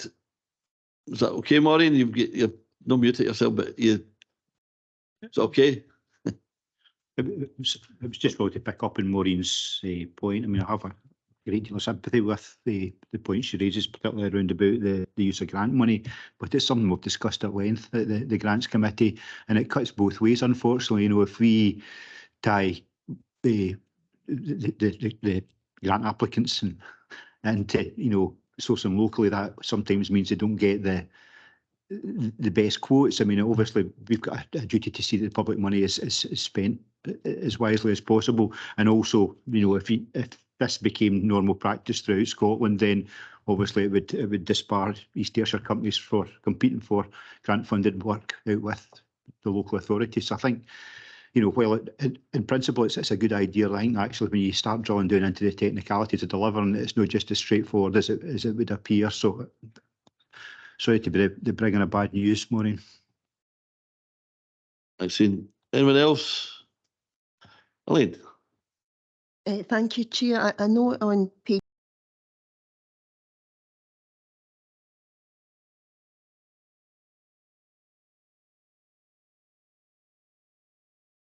of development. I don't want to detract from all the work that has been done, because I believe there's 11 out of the 17 that have been completed. It's more a comment based on what we're facing and what we've got coming up, some of the challenging financial constraints that we're going to have. And obviously at the last council meeting, we've looked at setting up a group to look at town centre regeneration with a focus. So my comments is more really perhaps directed for that group and for the finance director. What's the mechanisms that we use when we start projects, that we see them through to completion and we don't get new projects coming in left field that then move them further down the priority list? So I think it's about everyone having that visibility and transparency about where our priorities are, what we can actually achieve, and also they have to be fluid, obviously, but it's maintaining that sort of ability to track them and make sure when we start a project, we see it through to completion. And if there are things that happen out with our control, I know some of these projects are constructions. Obviously, they've got supply issues with Brexit issues and other things like that come in that we don't foresee at the time we start them, that people know that when they're on that journey with the project. But it's about overall how the council tracks for projects, when new ideas come in, how they are assessed and how they fit with what we're all already doing, so that we actually do achieve what we set out to do at the beginning. Thank you. Well, that's an excellent point. Joe? Through you, Chair. So we know from the past year or so that we need to bolster some of that work, and that's been done across a range of services. That initial entry level in the work that's done on those projects as they progress. That sharing of obligations on what's expected from the group, and also what the council can and cannot provide. And I suppose going forward, we know through some of those more recent projects that we have inserted additional piece of work to ensure that there's due diligence in terms of the expectations on the council, and also on the surety needed to have confidence that once the project has moved through the progression stage and onto operational stage, that it does have legs to go forward and do so on a consistent basis. And a basis that's still supported by the council, but that support is a different type of support. The support of old would be traditional support plus funding. And as we go forward, and as we spoke about earlier on in the agenda, that second part, the ability to provide that recurring funding year in, year out, is becoming ever more challenging against the backdrop that we're facing and the decisions that you will have to make going forward. So that part, and through the work that David and his team do, we're bolstering that initial part, and we're having honest, open conversations with projects as we go through about the expectations and obligations.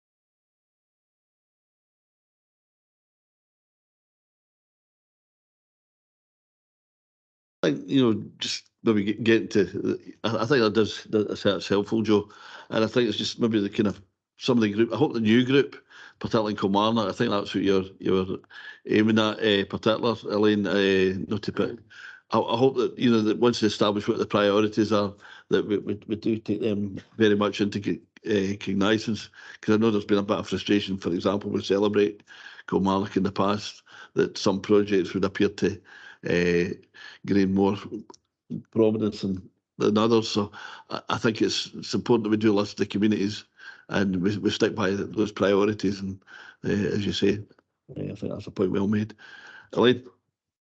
Thank you, Joe. I think it's more the mechanism when new ideas come in, that assessment, and that's sort of top loaded. And I know we had a similar conversation when we were looking at the recent RCGF bids, and we're learning all the time. So having that upfront diligence and assessment and setting people's expectations, and obviously groups are maybe only looking at their individual project, but as elected members, I think having that visibility of what our priorities are, so we're not detracting from other projects that are already in that sort of pipeline. I think that's really hopefully what I've put across this morning. Thank you. Okay. Could I? Maureen, sorry. Yeah, Sorry. Maureen. Thank you, and again, thank you for Ian for the comments, which I understand exactly the points that you're making, and I do understand the issues and difficulties around this, and I want to get us back on to discussing the principles of community wealth building. And again, I wonder when we're talking about just sticking to absolute principles, I wonder in exactly the same way as we have papers that come forward to us, we give consideration to matters to say, you know, does this require an equality impact assessment, or has an equality impact assessment been done? Is if again one of the driving principles for us as a council is the principle of community wealth building, I am questioning if it would be appropriate for us to effectively be asking the questions, how does this contribute to community wealth building? What are the opportunities here for community wealth building? So is that is another layer of assessment that we are continually doing, being driven by something that we have committed to as an authority, and ensuring that we are putting that through the lens all of the time of community wealth building, because I think in terms of really achieving success with that agenda, it is about continually seeing things through that lens. And I wonder if there is a mechanism whereby we can form. Thank you. Thanks, Maureen. No, I mean, it's a good point. It's where we need to make it explicit. Anywhere, I don't know, within the report, David? Through you, Chair, I think my interpretation, if I'm right, is that for cabinet reports would have a reference to community wealth building in them. Would that be your proposal, Councillor Mackay? That would be a proposal. I'm very happy for officers who are working within that field to consider that further and come back to us as to how that would actually operate, of course. I mean, where relevant, that makes a lot of sense. I'd be quite happy with that. If everybody else would, yeah. Jim, did you want to come in? It's just probably just a wee deviation, but it's around about the RCGF. I'm led to believe there's positive indications that our two bids have been successful, and I really welcome that both bids, if that is the case, have been successful. Through you, Chair, yeah, we received a confirmation yesterday that both the reuse at New Cumnock could receive funding for their bid, full amount, and in addition to that, they'd also just recently been awarded funding, separate funding for amounting to about £90,000 for the design and I think project management of the project. And Take a Bow have been awarded their allocated amount. So both projects will have been, we're going through a process with the projects to do a further due diligence to make sure that the projects still stack up. But there will be a report coming back to Cabinet to set out the kind of current position and to take those forward. Thanks for that, David. Could I just pass on my thanks and my gratitude again to everybody involved in putting the bids forward for both organisations. Thanks. Appreciate that. Good. Oh, Maureen, yeah. Thank you very much. Clearly, what I'm proposing then would be to put in a further recommendation, so as well as approve, that we actually request that officers explore the opportunities to look at how we can formalise the principle of community wealth building assessment across proposals. Chair, if it Yeah. helps to advise members, we already currently operate a template report which serves as a checklist. If you look at this actual item in front of you, you'll see the standard items in every paper: community plan implications, legal policy implications, human resources implications, equality impact implications, financial risk management, transformation and net zero. If it's the will of Cabinet to add community wealth building as a specific further heading there, then we can quite simply do that now on direction from Cabinet, if that's what you wish to see. And then I can work with David to enable and empower and facilitate colleagues to give due consideration, recognising that a lot of papers won't, so it'll be quite easily addressed. But the ones that could bring forward opportunities, then we will have that pause for thought to make sure we're maximising those opportunities, even if it was in areas that might not have originally been foreseen. So it's quite simple as, it's not just add the heading and pay lip service to it. We add the heading and we advise colleagues what they should be looking at and considering, or invite them to have discussions with the relevant colleagues who are delivering and driving in community wealth building, which includes, along with David's team, in procurement as well. So it's as simple as we add now, if that's what you wish, to the current template, which is reflected in the report format you have in front of us, and we would now routinely simply include a heading against community wealth building, where that would either note that there are no implications or set out what they're considered to be, and then at least Cabinet has a hook on which then to explore that further when the paper comes forward. So I would suggest simple is best here, and we just add it to the template we have and invite that consideration to all authors of all reports, and then we can gatekeep as always at CMT and at pre-agenda as appropriate, and support colleagues with their thinking till they get into the groove. I'd be quite happy with that. Maureen? Yes, David, as ever, thank you. Elegant solution, thank you. Okay. Okay, with that, can we agree the recommendations? Okay. On to the next item. The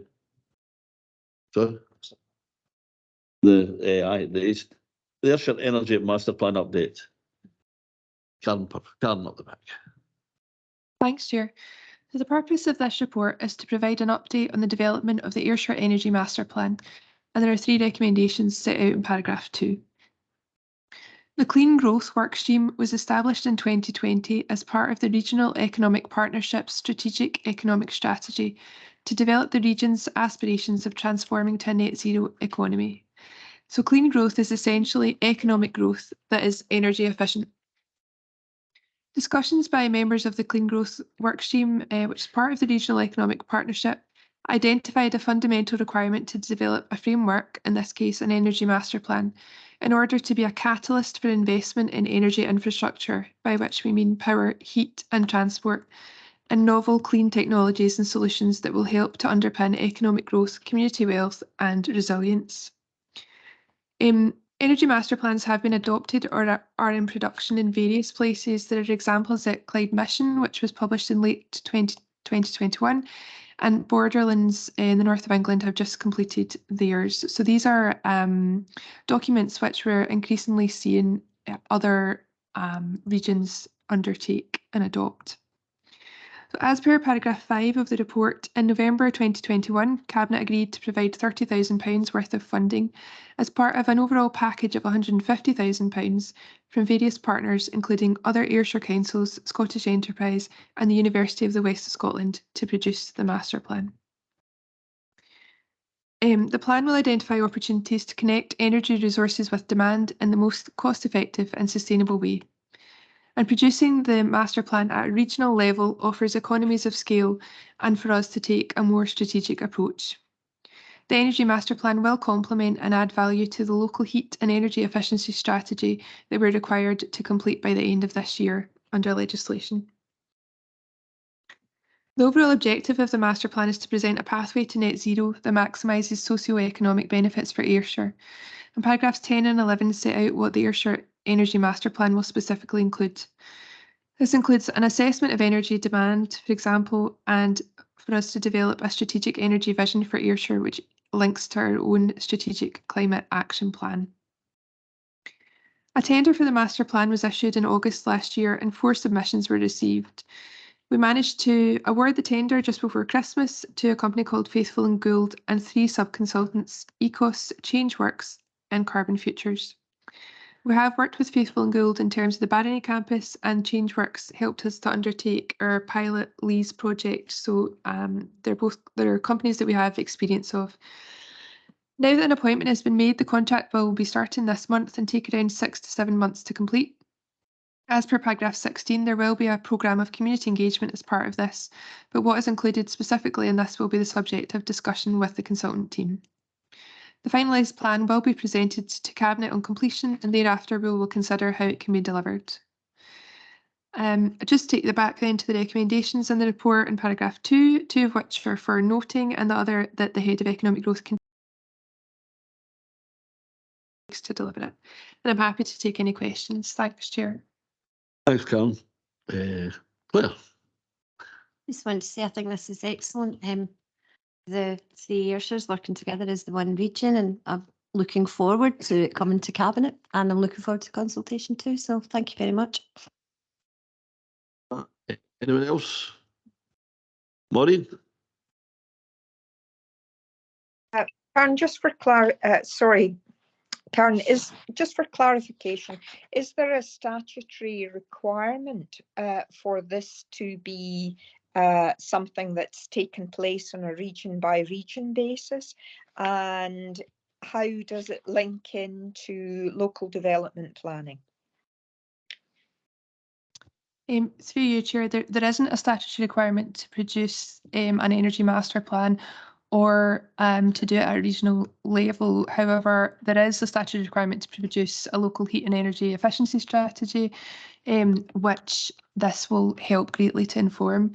We aren't required to do it at a regional level, but obviously given that we're looking at energy and how systems connect together, it makes much more sense to do this at a regional level. And in terms of procurement, it also makes a lot of sense as well in terms of value for money for us. In terms of, sorry, you asked also about the local development plan. The local development plan, the planning requirements in terms of lease link into the local development plan. So the Ayrshire Energy Master Plan will help assist with that. It also will help contribute towards the growth deal more generally, rather than necessarily any specific projects in that, the growth deal overall. And so that also feeds into the local development plan in terms of our support for that. Thanks.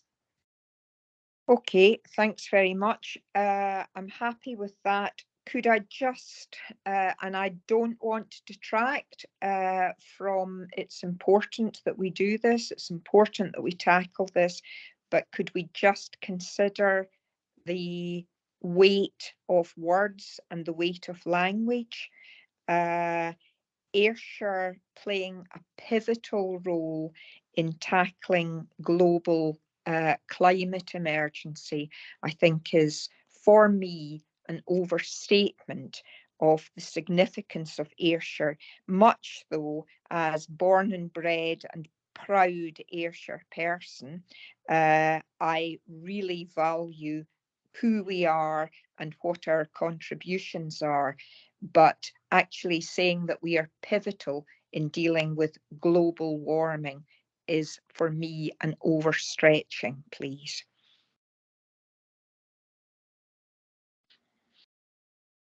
Thanks, Maureen. Don't like to undersell ourselves. I'm just, as Jim reminded me, Alexander Fleming and others has been very much pivotal, but I take your point. David?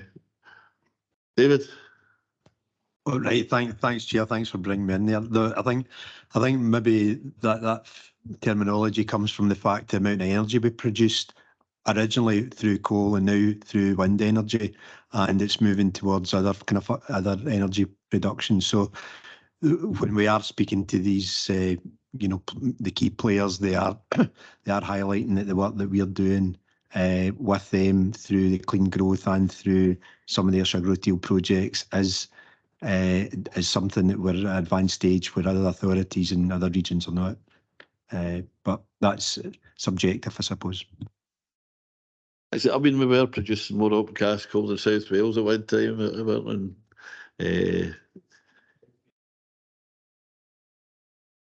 It was at one time. I don't think it is anymore, but it was the biggest wind farm in Europe. But But okay, we'll take on board everything you're saying, Maureen, in terms of maybe not pivotal on the worldwide stage, but important nonetheless. Any other comments? Okay, read the recommendations. Okay, and now on to the next item, which is UK Government Shared Prosperity Fund. David again. Yeah. Thanks, Chair. The purpose of this report is to notify Cabinet of the validation of the Council's Shared Prosperity Fund investment plan following its submission to UK Government on the 31st of August last year, and to set out the details of how the respective programme and projects will be implemented between now and the end of March 2020. 7 sets out the background to the Shared Prosperity Fund, and following the submission of the Shared Prosperity Fund investment plan, we received confirmation on the 6th of December last year that validation of the investment plan was now complete by the UK Government. However, in order for funds to be released, the UK Government identified 2 conditions that required to be met by the 23rd of December. These matters were responded to in the time frame and are detailed within in the report. And in doing so, we've now received confirmation on the 16th of January that the UK Government are satisfied with the Memorandum of Understanding and additional information, and are ready to award the first instalment for this financial year of £932,000. Paragraph 8 and 9 reaffirms the investment plan's high-level ambitions, which includes 13 projects across 4 investment priority areas, including communities in place, supporting local businesses, people and skills, and multiply. A breakdown of the proposed spend and key actions in respect of each project is provided at Appendix 1. A summary of the approved allocation is profiled for each of the next 3 financial years is highlighted within the table on the report. Paragraph 12 to 14 confirms there are no additional costs to the Council associated with the delivery of these programmes and projects.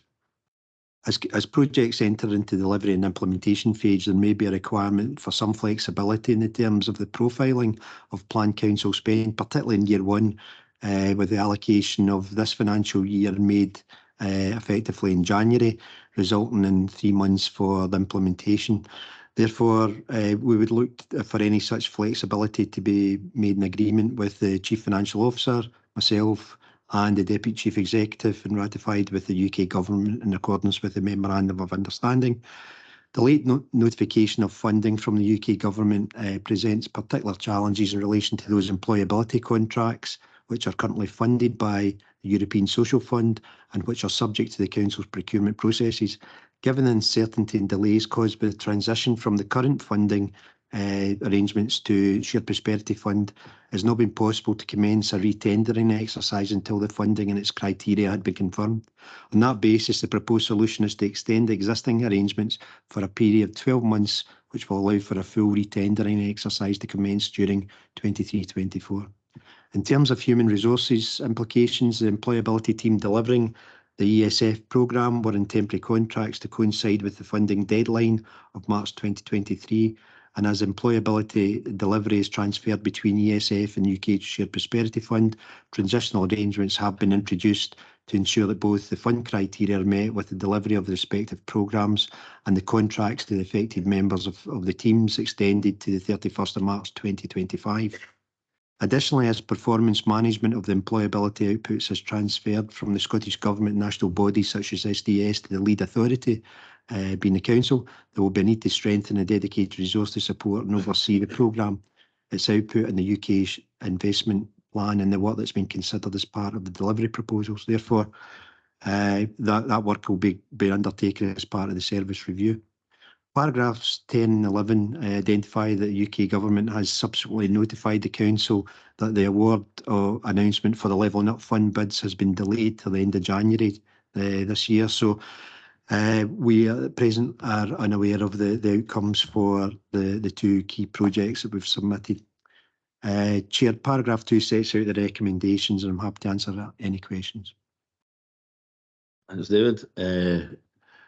Anybody want to come in? Any questions or comments? True.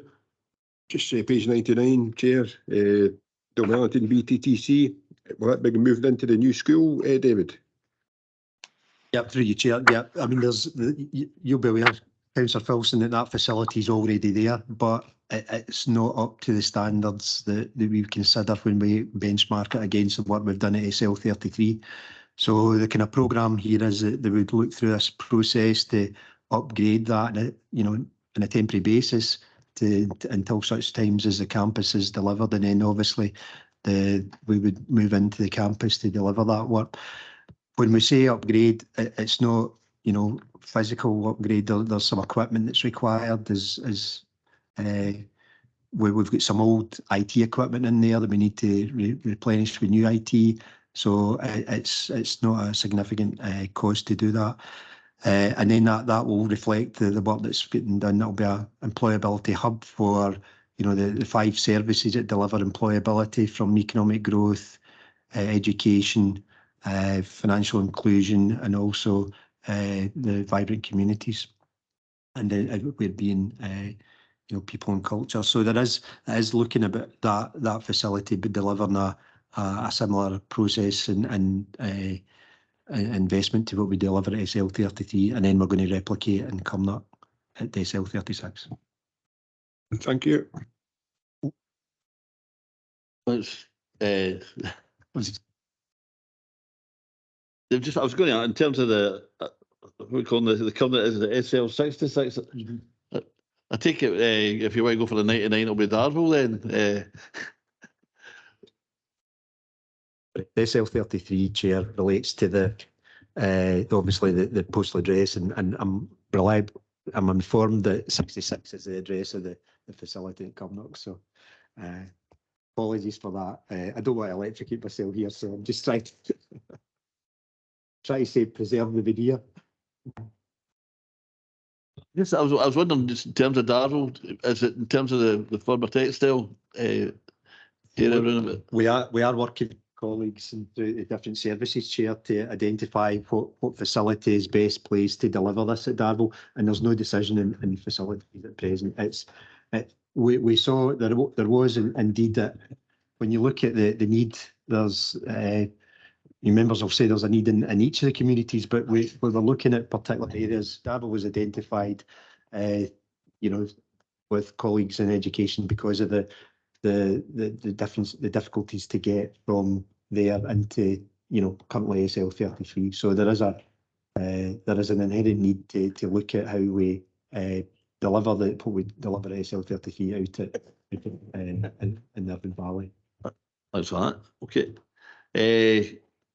Maureen, right, Maureen. Thank you very much, David, and thank you for this paper, and thank you for the work that you and your team have done to be able to hold all of this together. I know it really isn't easy when you get something in as late as 23rd of December. That's really never at all helpful, but thank you in relation to that.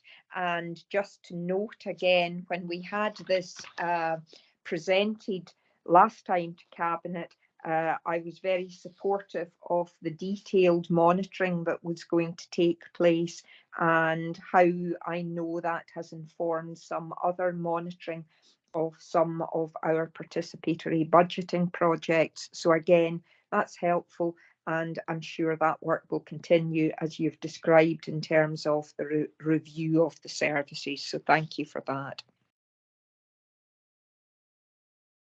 Thank you, Maureen. Thanks, Councillor Mackay. Yes. That is right. Okay, we'll go to the recommendations. Can I give you recommendations? Okay, and then go to item 9.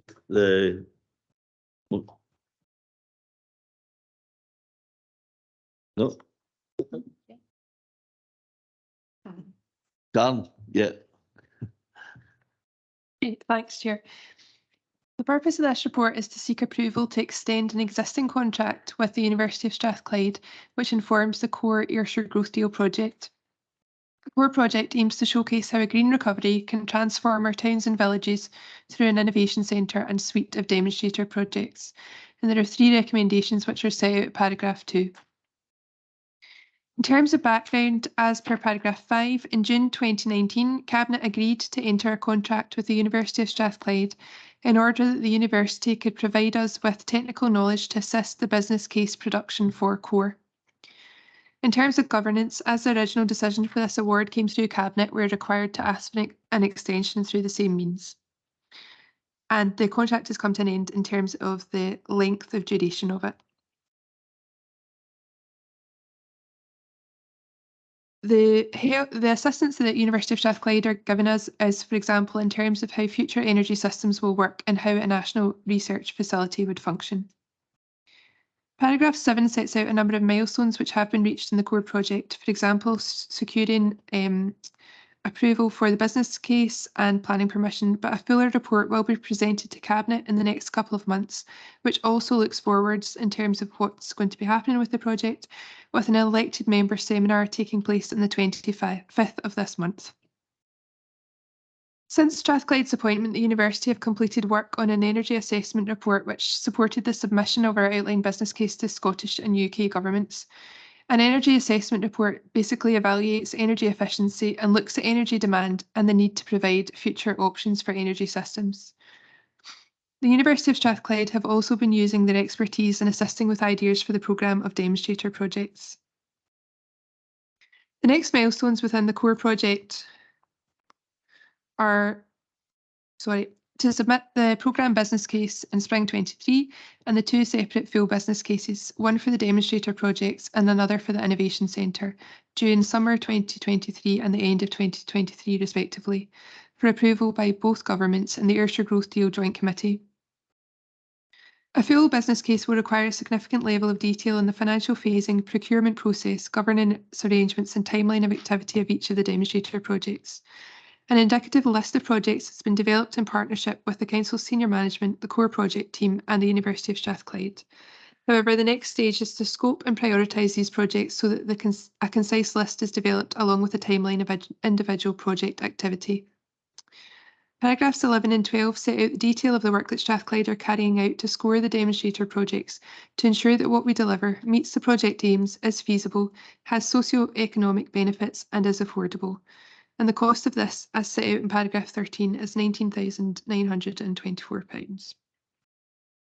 The work we are seeking approval to extend the contract for is critical to the requirements of the more detailed business cases for the government, which we'll be working through and submitting later this year. So just to take you back to the recommendations, we're looking for a 6-month extension to an existing contract to support the successful submission of the full business case for the demonstrator projects. And I'm happy to take any questions. Thanks, Chair. Thanks, Kat. And you did say there was a seminar as well. Burnsday, was it? Yep, it's on the 25th. So next week, is that next week? Next week? It is next week. Okay, thanks, Jim. Thanks for that, Chair. And I was going to just touch on the same thing, the date of that. I'll just check my diary. Yeah, it's in. I've got quite a few questions, Karen, but I think they'd be probably more appropriate at that time, the seminar, and maybe wait till the paper comes back. But I welcome the extension here to dig a wee bit deeper into it. Thanks, Jim. Anyone else? No, we'll just go to. Oh, sorry. Maureen. Thanks very much, Karen. There's a great deal that I could say about that. I'm going to limit myself hugely. Thank you very much for a copy of the highlight of the memo of understanding that we have already and the list of the 7 demonstrator projects that were there. I note that one of them was in relation to housing that did not have access to online gas supplies. And I would just like to highlight that we've already had a negative experience in relation to advice that we were given and work that we took forward in relation to Rankeston, whereby people in Rankeston, and I'm sure Drew will want to say something about this, had a really bad experience in terms of their heating. And I'm sincerely hoping if we are looking for this project to be a national demonstrator, that as we go forward with it, we ensure that coordination and learning from mistakes is actually a watchword for what we actually do here. So putting that aside, and there will be more of that to come from me, I'm sure, on the 25th of January, but what I'd like to focus on as what is it specifically that has already been delivered for us at the moment by this Strathclyde contract, and what has that actually cost at the moment, and has that been spent from growth funding money, or is that from council's contribution of the 7.5 million that we have committed to this project? So if I could have that, and what is it that we will specifically get for our 19,924? Thank you. Thanks, Maureen. I mean, obviously, it's larger questions like this I thought we'd be raising at the seminar and then the further paper. I mean, we're just asking today just to extend the contract with 6 months, but if we can give somebody kind of headline answers to some of those points, that'd be helpful. Thanks, Karen. Thanks, Chair. So through you, we've spent just £40,545 on work through the University of Strathclyde to support the project. I think the report does detail that some of that work's gone towards energy assessments. There's commentary on that in paragraph 6 around the energy assessment report that was completed, and I think we'll be able to share that. Yeah, we can share that with you, Councillor Mackay, if that's helpful, so that you can see exactly what that included. And in terms, we want to come in, sorry? No. I mean, is that stuff that's going to come into the seminar at the 25th? Yeah, we can, I mean, Fiona and No, her team. thank you. Sorry, I didn't want to come in. Sorry, I was just listening, Karen. Thank you. Sorry, Karen. So, Chair, just to point out as well, as members will have appreciated in terms of the recommendations in the bottom of page 111, there is a further report to come to Cabinet in February, March on these matters and detailing the progress that's been spoken about just now, just to flag that up. Yeah. Karen. Yeah, sorry, thanks, Chair.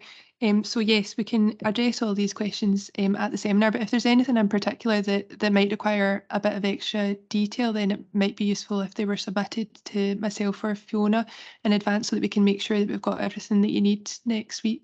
But certainly Fiona will take you through everything in detail, and there's a paper that accompanies that, which is quite detailed as well. Okay, that's really helpful, Karen. You got that, members? I think that'll be really helpful for next week.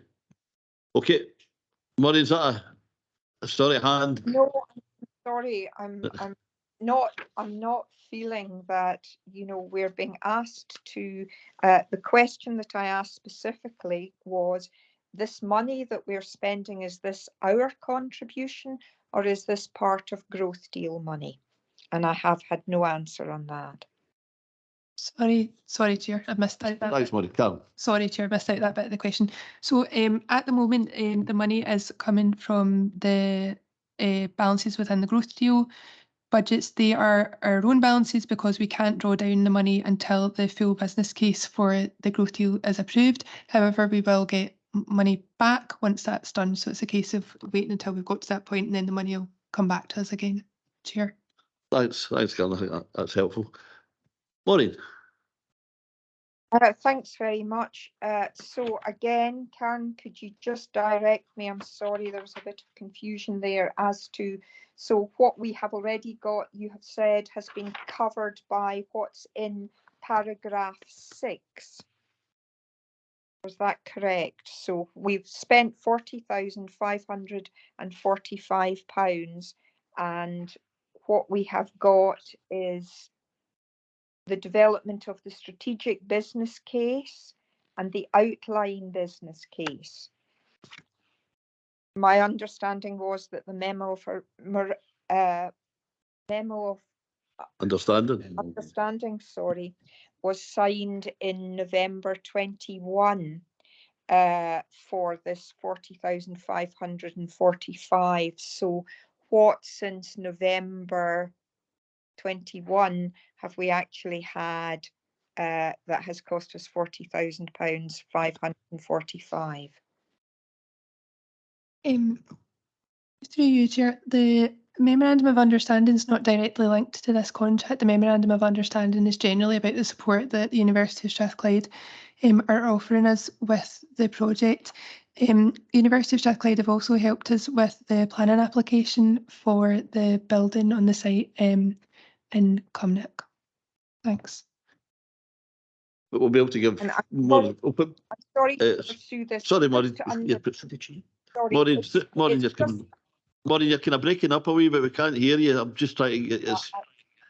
Sorry. Right. I'm That's sorry. better. It's because I wasn't able to get on line. I'm actually just on phone this morning because of our IT problems. Apologies for that. It's really just to actually ask for, 19,924, Karen, is a very specific sum. So I'm expecting that that would be broken down in some way. So it's just to understand what exactly the breakdown of that is for. Karen, if you can, if you've got that information available. Through you, Chair. So we have a specific task, which is obviously the prioritisation and the assistance with looking at the demonstrator projects, and there's a kind of correspondence between us about the briefs that contains. So I don't have that right in front of me at the moment, but I can certainly get that across to you so that you can see exactly what will be delivered for that amount of money, and that has been costed according to how much this exact piece of work will cost by the university. Thanks, Karen. I think that's fair. We'll get that for next week's. It'll certainly be available for then. Okay. I'm sorry. I'm sorry. Maureen. Chair, Councillor Doogie. Sorry about that. I actually think knowing exactly what we are actually doing is a key to us agreeing funding here for that extension. I'm not saying that I don't want to see that, because I do want very much to go into a closer examination of the demonstrator projects and what those are looking to do. But I do feel that that's something that we should have been very clear about within this paper. And when I read the paper, unfortunately, I can't see clarity on that. So I wonder if it's possible for us to defer a decision on that until we have clarity. No, I mean, I very much sympathise where we are. And it was a point I tried to make about an ornamental feature at the top of John Finney Street there, right there. But I'll maybe pass to David Mitchell for his guidance. I think there's two aspects to that. One is in terms of the content of the report. I think reference was made to para 6, but paras 10, 11 and 12, I would have thought and indeed hope would have provided enough information to members to support the decision that's been invited.